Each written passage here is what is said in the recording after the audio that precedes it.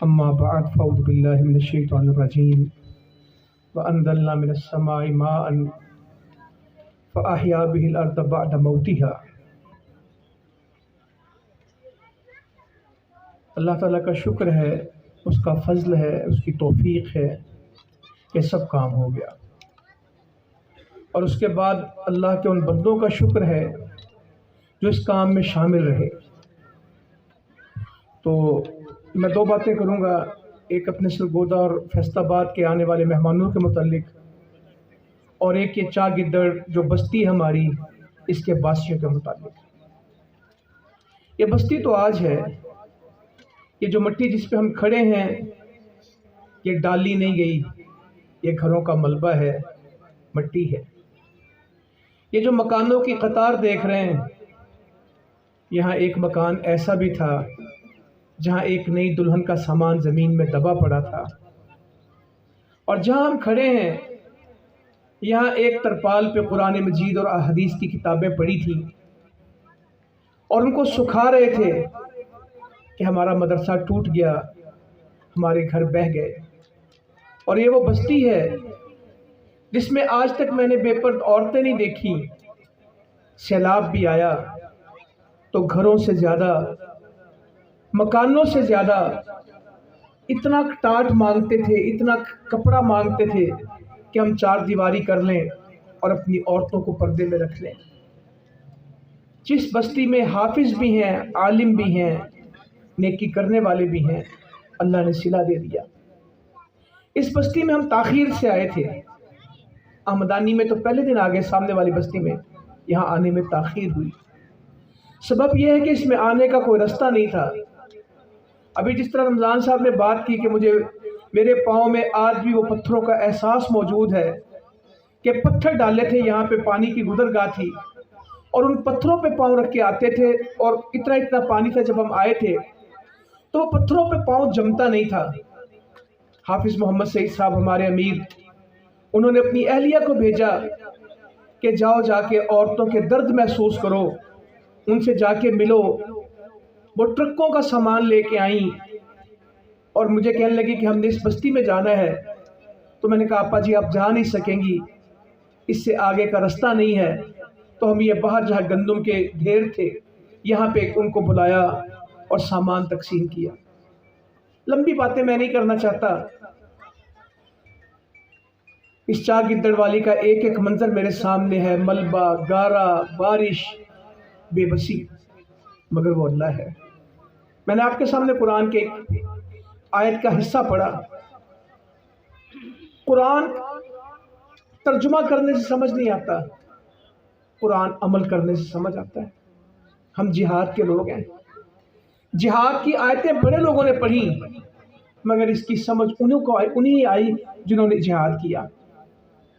نماز کا تذکرہ سینکڑوں دفعہ قرآن میں ہے، مگر ان پہ سمجھ اسی کو آئی جنہوں نے سجدہ کیا، مسجد میں گئے، نماز میں گئے۔ قرآن میں سکون ہے، ہر کوئی کہتا ہے، مگر یہ سکون ملا کسے؟ جس نے اس کو پڑھا، اس کو مانا، اس پہ عمل کیا۔ آیت اور ہے، ترتیب اور تھی۔ آیت میں وَأَنزَلْنَا مِنَ السَّمَاءِ مَاءً، ہم آسمان سے پانی اتارتے ہیں، بارش برساتے ہیں، فَأَحْيَا بِهِ الْأَرْضَ بَعْدَ مَوْتِهَا، وہ پانی زمین کو زندہ کر دیتا، اس کی موت کے بعد زمین مردہ ہوتی ہے، اللہ تعالیٰ اس میں زندگی کے رنگ بھر دیتا ہے۔ آسمان سے بارش آتی، آسمان سے بارش آئی، وہ تو زندگی موت بن گئی، نہ کھانا رہا، نہ لباس رہا، نہ کپڑا رہا، نہ بستر رہا، نہ گھر رہا۔ اللہ تعالیٰ کہتا ہے کہ ہم مردہ زمینوں کو زندگی بخش دیتے ہیں جب بارش آتی ہے۔ آج وہ منظر میرے سامنے ہے کہ کچے گھر پکے ہو گئے، کمزور بستیاں مضبوط ہو گئیں۔ یہ لگتا تھا کبھی گندم نہیں اگے گی، 95% سیلاب کے علاقے میں گندم موجود ہے، اللہ نے اگا، اور اتنی اگے گی کہ شاید زندگی میں اس کا کبھی تصور بھی نہیں ہوا۔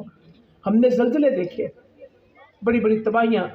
میں جب پچھلی دفعہ آپ کے پاس آیا تو پشاور اور سوات اور مردان ان علاقوں سے آیا تھا، درمیان میں بلوچستان جانے کا اتفاق ہوا، खुशदार की तबाहियाँ देखी हैं, डेरा अल्लाह यार, जाफराबाद, ये फैसलाबाद की टीम, जिस दिन हम चार गिद्दड़ में हमदानी में आए थे, जामपुर में आए थे और ये जल्लोवाली में गए थे, वहाँ से सीधे हम फिर वहीं गए थे सखर के इलाकों में और उसके बाद जाफराबाद, नसीराबाद। और इनको याद है कि जिस रात ये वहाँ सोबतपुर के इलाकों में खोसा अमीन गोठ में जा रहे थे, वो रात ट्राली में हमारी किस तरह गुजरी थी, किस तरह पहुँचे थे।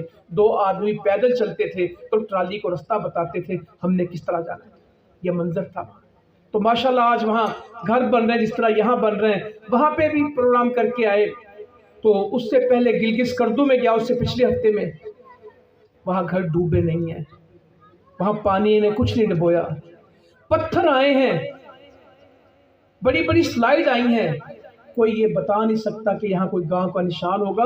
गांव दोबारा बन ही नहीं सकते, पत्थर सिरक के पहाड़ फट के बस्तियों के ऊपर गिर गए। जिस कर्दूर गिलगित के हालात हैं, कलाम में, मदियन में, बहरैन में अगर कोई जाएगा, जिन होटलों को देखने के लिए कोई लोग तरसते थे, एक रात क़याम के लिए 20-20 हज़ार रुपये खर्च करते थे, आज उन होटलों को देख के लोग कहते हैं अस्तगफिरुल्लाह, अस्तगफिरुल्लाह, अस्तगफिरुल्लाह, अल्लाह ताला माफ़ करते हैं।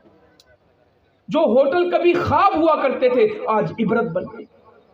ये अल्लाह का निज़ाम है। मगर अल्लाह ताला कहता है, बंदो कुल लन युसीबाना इल्ला मा कतबल्लाहु लना, कह दो जो मुसीबत हम पे आई ये अल्लाह ने लिखी थी, वो मौलाना, हम लावारिस नहीं है। अल्लाह ताला हमारा मौला और मलजा है, वो हमारा मददगार है। वअलल्लाहि फलियतवक्कलिल मुमिनून, और जितनी भी मुसीबत आ जाए मोमिनों को क्या चाहिए, वो किस पे तवक्कल करें, अल्लाह पे तवक्कल करें।